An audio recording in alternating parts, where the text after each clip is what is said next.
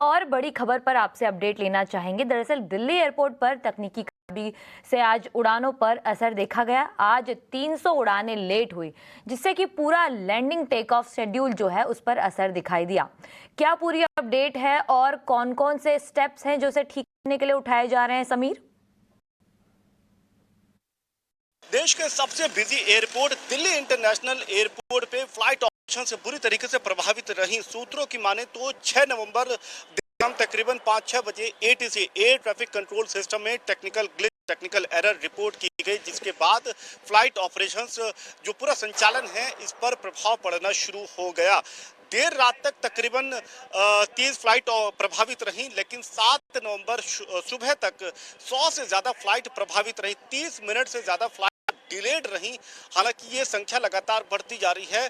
150 से ज्यादा फ्लाइट अब तक प्रभावित हो चुकी है। उनका जो डिलेड टाइम है वो 30 मिनट से ज्यादा है। भाषा में यूं समझे कि दिक्कत क्या रही।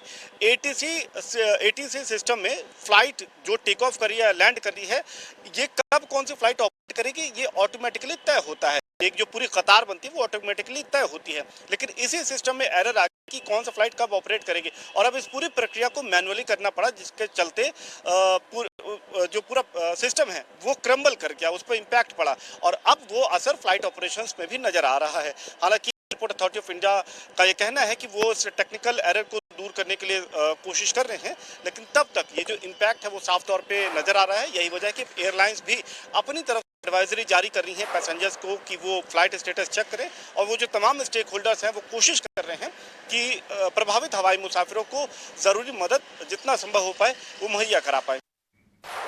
बहुत बहुत शुक्रिया करेंगे समीर इन दोनों ही बड़ी अपडेट्स के लिए। लेकिन अब